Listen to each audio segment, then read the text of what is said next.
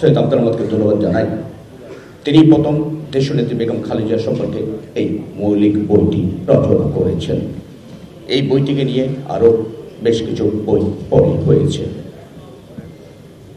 তিনি লিখে বসে এটা বারবার সংস্কার করেছেন। ম্যাডাম সরকারের নতুন নতুন যে বিষয়গুলো এসেছে সেগুলো তুলে ধরেছেন এবং আমরা ম্যাডামকে আরও বেশি জানতে পারছি বা ম্যাডামের কর্মজীবনটা এখানে আমাদের একটা মলাটের মধ্যে লিপিবদ্ধ করে আমাদের হাতে তুলে দিয়েছেন।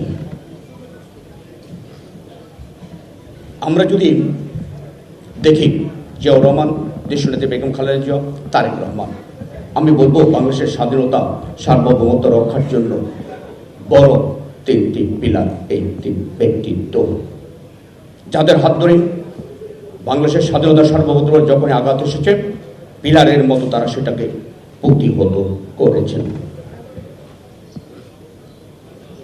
ম্যাডাম বেগম খালেদা সম্পর্কে যদি আমরা বলি, আপনারা দেখেন তিনটি স্বৈর শাসককে এই মহান নেত্রী তার রাজনৈতিক বুদ্ধিমত্তা সাহসিকতার সঙ্গে দেশপ্রেমের সাথে তিনি প্রতিহত করেছেন শহীদ এরশাদকে, প্রতিহত করেছেন ফখরুদ্দিন মঈনুদ্দিনকে, প্রতিহত করেছেন খুনি হাসিনা সরকারকে। আপনি তারেক রহমানকে যদি বলেন, তারেক রহমান বাংলাদেশের একজন বিশ্বনারী নেতা। এই মুহূর্তে বাংলাদেশের রাজনীতিতে তার চেয়ে জননন্দিত দ্বিতীয় কোনো নেতা নেই।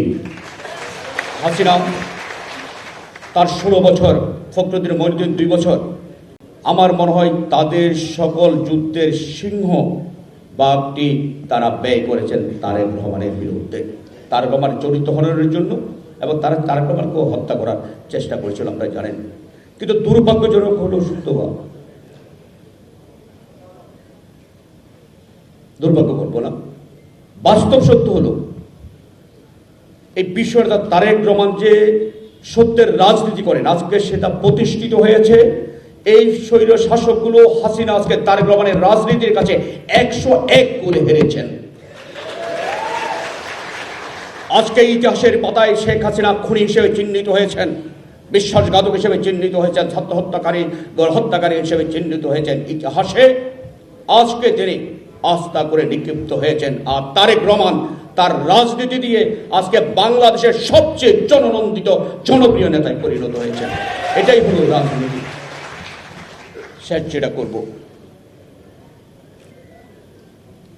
নেতা বেয়াদবি মাফ করবেন, অন্ডকোষ থেকে তৈরি হয় না, নেতা তৈরি হয় জনগণের মন থেকে। তারেক রহমান সেটি প্রমাণ করেছেন। বন্ধু আমার, এই জিয়া পরিবার থেকে শুরু থেকে শেষ পর্যন্ত এখনো পর্যন্ত ষড়যন্ত্র চলছে। এই ষড়যন্ত্র দেশ থেকে যারা এই বাংলাদেশের স্বাধীনতা সার্বভৌমত্বে বিশ্বাস করে না এবং যারা বিদেশি শক্তি, যারা বাংলাদেশের উন্নয়নকে সহ্য করতে পারে না, সবচেয়ে বাংলাদেশের জননন্দিতটা জিয়াউর রহমানকে নির্মমভাবে হত্যা করেছে তারা। আরাফাত রহমান ককুকে তারা হত্যা করেছে। দেশনেত্রী বেগম খালেদা জিয়াকে বিনা চিকিৎসা হত্যা করার চেষ্টা হয়েছে তারেক রহমানকে হত্যা করার। আল্লাহর অশেষ রহমত, দেশনেত্রী বেগম খালেদা জিয়া এবং তারেক রহমান এখন বেঁচে আছেন। ইনশাআল্লাহ